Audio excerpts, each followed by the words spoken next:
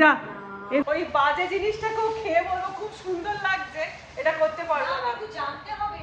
হ্যাঁ আমাকে একটুখানি জানিয়ে দিও, হ্যাঁ, যে কি কোন জায়গাটায় আমার ভুলটা হয়েছে।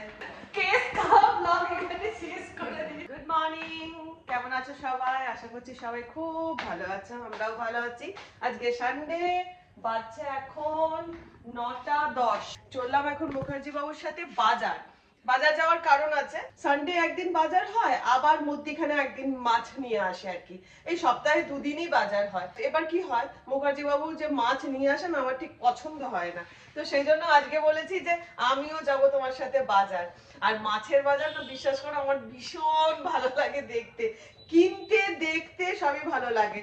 যদিও বিশেষ কিছু নেবার নেই, অল্প স্বল্পই নেবার আছে, কিন্তু মেন কারণ আর একটা কারণ হচ্ছে যাওয়ার, সেটা হচ্ছে আজকে বলেছি ব্রেকফাস্টটা বাইরে থেকে করে আসবো। মানে ওখানে যারা হাওড়াবাসী আছো তারা জানো যে হাওড়া যে মল্লিক ফটক আছে, মল্লিক ফটকে ডালপুরি পাওয়া যায়, এটা অসাধারণ অসাধারণ। তো সেই জন্য ডালপুরি খাবো বলে মেন মুখ্য উদ্দেশ্য। তার সাথে বললাম যে ওখান থেকে, ওখানেই তো বাজার পাওয়া যায়, তো বাজারটাও করে আনা হবে। তো এই হচ্ছে প্রোগ্রাম। তো চলো আগে বেরোনো যাক, মুখার্জি বাবু নিচে চলে গেছে। না বাবা, এই পার্টির কথা, এই দেখো নবান্ন।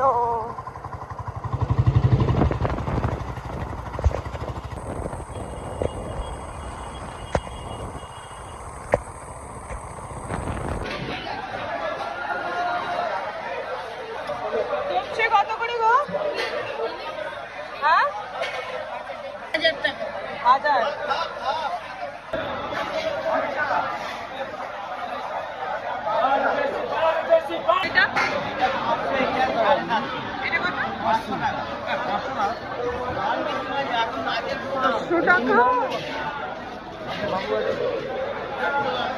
ঠিকঠাক দামে দেবে।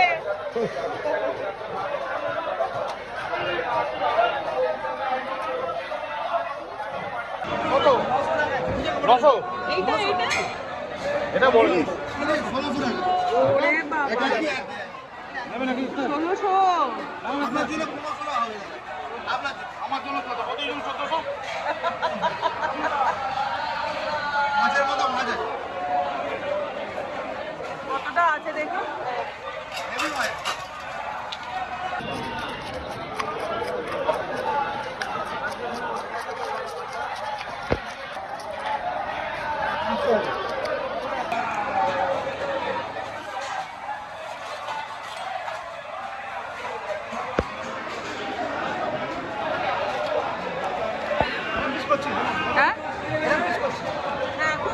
মাছগুলো আমি না কাটিয়েই নিয়ে যাচ্ছি, তাহলে আমার বাড়ি গিয়ে ঝামেলা থাকবে না।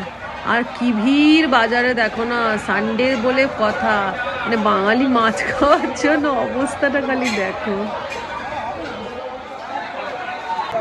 দাদা ভাই ট্যাংরা কত করে? ট্যাংরা কত করে? ট্যাংরা 800 টাকা। আর এই তোপসে দেখো এখানে ইলিশগুলো খুব ভালো ছিল। কত কত ইলিশ? কত কত দাদা ভাই? ভালো সবই। কত ইলিশ? কত ভাই ইলিশ? কত? 1100 টাকা। কি এটা? দিলে না, কত? এটা দেবে। হ্যাঁ কত? ওটা তুমি 300 দিও। 100 টাকা নিন না। 400। 100 টাকা দেবে।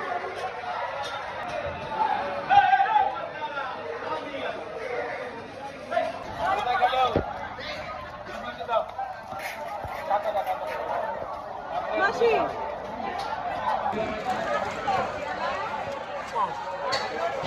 তুমি অত মোটাগুলো দিও না, মোটাগুলো টেস্ট হবে না। খেয়ে দেখো দিশি মাছ, ভালো মাছ।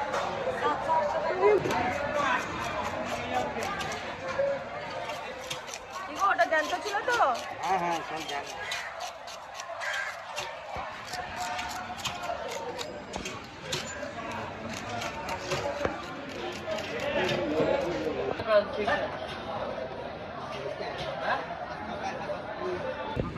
মাছের বাজার কমপ্লিট করে এবার চলে এসেছি ব্রেকফাস্ট করতে। এইদিকে দেখো সব ডালপুরি খাবার জন্য হুমড়ে পড়েছে একদম, এই যে চান্দু টিফিন সেন্টার।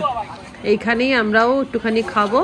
দেখো ভিড় দেখো প্রচুর, মানে এটা না মানে বিশাল ফেমাস এখানকার এই ডালপুরিটা।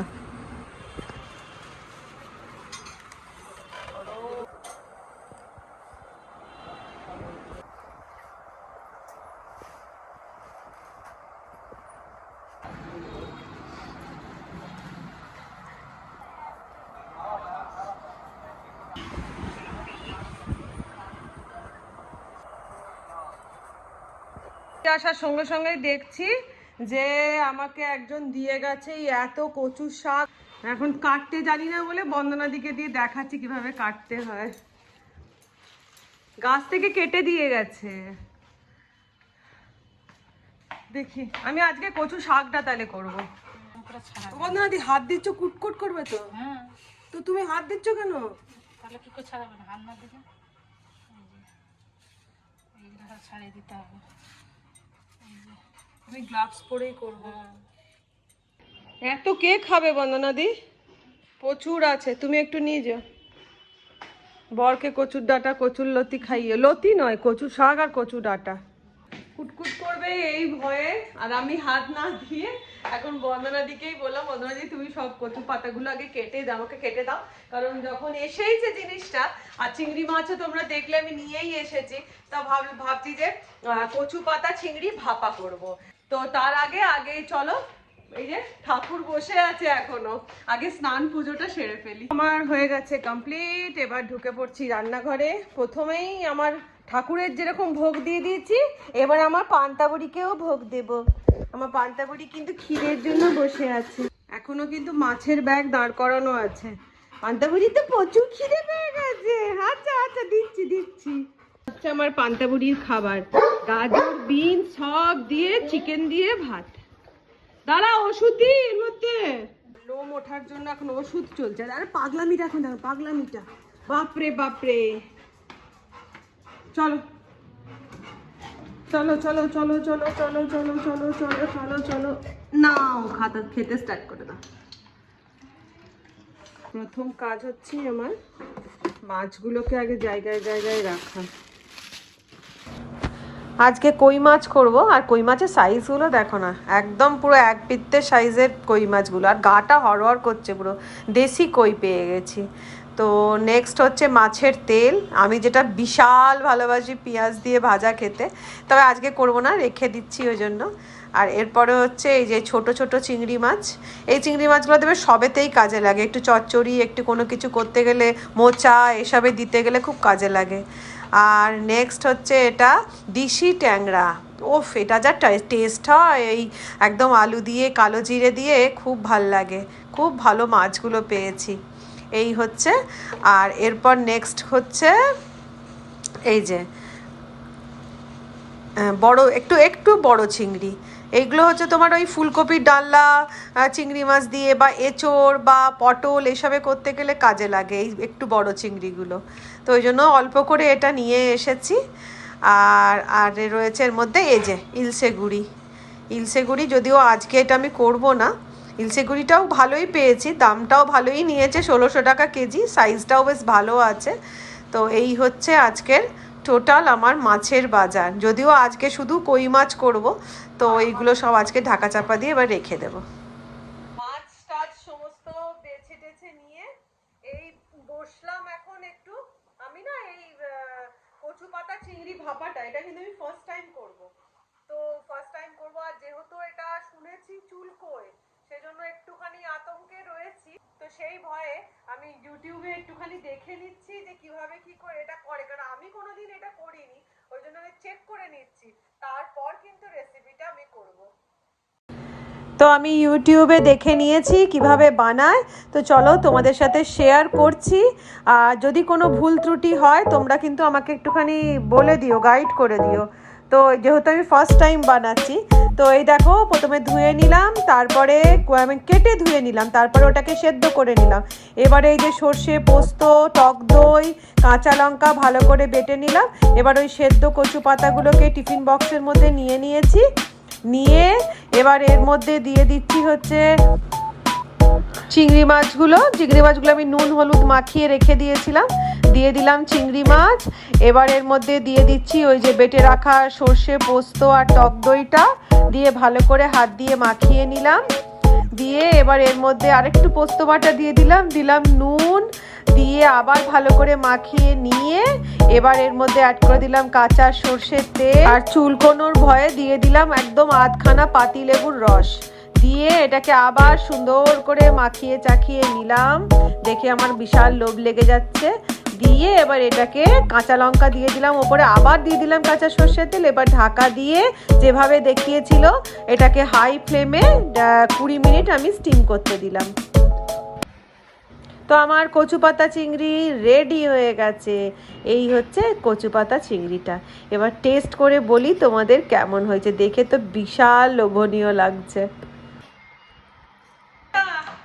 এবার তোমাদেরকে আমি আমার রান্নাটা রিভিউ দিই। আমি তো সবসময় যে রান্নাই করি সে রান্নারই রিভিউ দিই, সঠিক দিই। এবার তোমাদেরকে আমি বলি আজকের কচু পাতা ভাপাটা আমার ইউটিউব থেকে শিখে করা। পুরো কেস খেয়ে গেছি।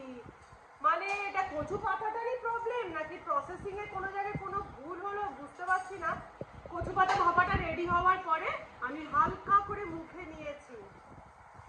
পুরো গলার এখান থেকে মুখ থেকে চুলকে মানে অবস্থা আমার খারাপ হয়ে গেছে।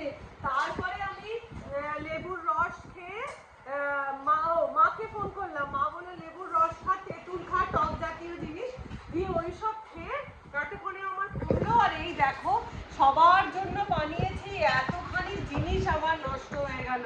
মানে আমার এত খারাপ লাগছে যে প্রথম আমি মানে রেসিপিটা জানি না, ইউটিউব দেখে আমি প্রসেসে করেছিলাম। আমার কোন জায়গাটায় ভুল হলো তোমরা কিন্তু আমাকে একটু কমেন্ট করে জানিও তো। বেশি ভাই পুরো বাজে কেস খেয়ে গেছি। কেন রে? আরে এই যে কচু পাতা তুমিও করো না, এই কি বলে জানো, এই হয় পাতাটার জন্য না কি জানো না, পুরো কুটকুট করছে। আমি তো খাবো বলে বসে আছি, ভাত খাইনি। না তুই কচু পাতার চিংড়ি দিবি, আমি খাবো। কিন্তু খেতে পারবে না, খেতে পারবে না। মানে একদিকে তেঁতুল একদিকে ওই দিয়ে। হ্যাঁ মানে একদমই পারবে না। হ্যাঁ জিনিস নষ্ট হলো গো মাসি, মাসিও এসেছে। জিনিস নষ্ট হলো, অত পোস্ত সর্ষে চিংড়ি মাছ সব নষ্ট হলো। জীবনে প্রথম মানে আমি না জানা জিনিসটা ট্রাই করেছিলাম যে দেখি কিরকম জিনিসটা হয়, না জেনে করতে গিয়ে। হ্যাঁ হ্যাঁ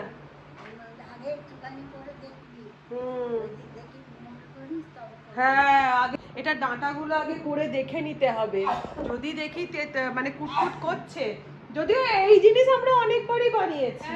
হ্যাঁ কিন্তু এই প্রথম শাকটা করতে, কচু পাতা ভাপা করতে গিয়ে যে এই অবস্থা হবে আমি ভাবতেই পারিনি। পুরো ব্যাপারটা ফলস খেয়ে গেলাম গো।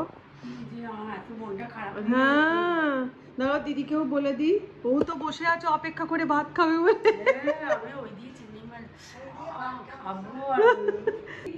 হ্যাঁ দিদিকেও একবার বলে দিই। এই দিদি বলছি ইয়ে কর, কচু পাতাটা ফলস খেয়ে গেলাম। ইয়ে হয়ে গেছে তোর, কুটকুট করছে আমার পুরো গলা।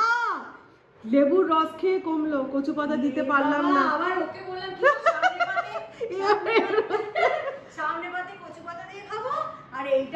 আর বিশ্বাস করে এত চিংড়ি মাছ পোস্ত সব পুরো এই প্রথম এরম ভাবে মানে ইউটিউব দেখে বানিয়েছিলাম না জেনে, ফলস খেয়ে গেছে।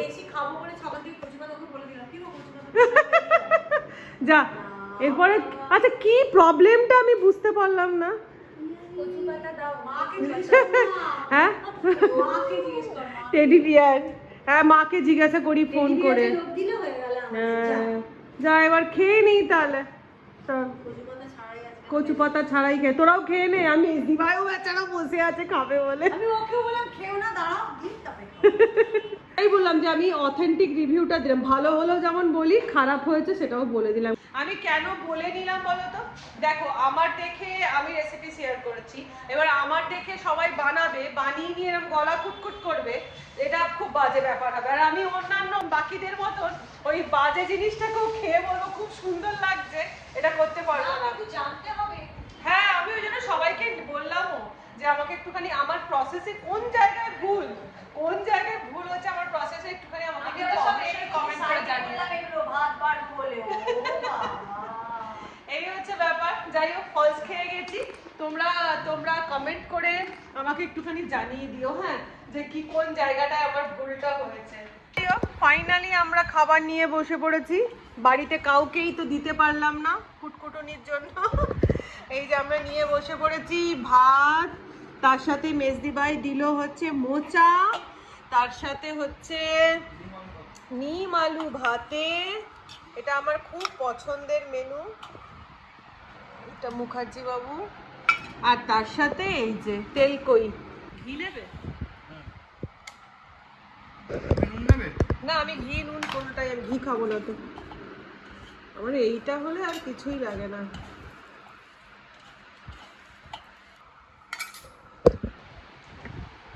নিম আলু ভাতে, মানে এর কোনো জবাব নেই। নিম পাতা জিনিসটাই, মানে আমি মারাত্মক তেতো লাগাই। নেক্সট মেনু, এই যে মোচা। ও আবার ছোলা দিয়ে করেছে গো। ভালো করেছে, দারুণ করেছে।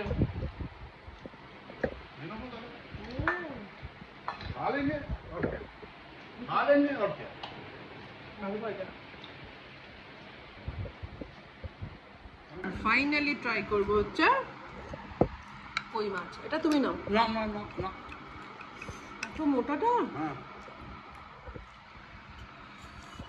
সাইজটা সত্যি তাই। ভাত খেয়ে বুঝবো। নিয়ে নাও।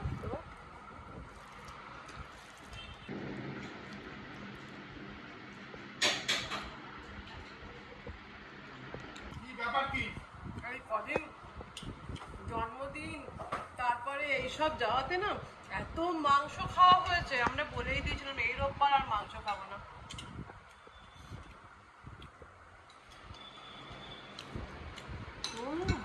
মাছটা কি গো, মাংসকে হার মানিয়ে দেবে।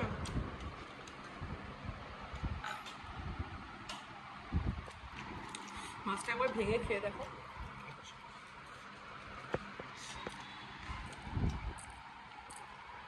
কেস খাওয়া ব্লগ এখানে শেষ করে দিচ্ছি। দেখা হবে আবার নেক্সট ব্লগে। সবটাই কি ভালো হবে? কিছু তো খারাপ হ্যাঁ, হবে। সেই আর পোস্তর জন্যই মায়া লাগছে। পোস্ত আর চিংড়ি মাছ, ওটার জন্যই মায়া লাগছে। যাই হোক, বিদায় নিলাম আজকের মতো। সবাই ভালো থেকো, সুস্থ থেকো, আনন্দে থেকো। আর এইভাবে কচু পাতাটা যেন একদম বানিও না। টাটা।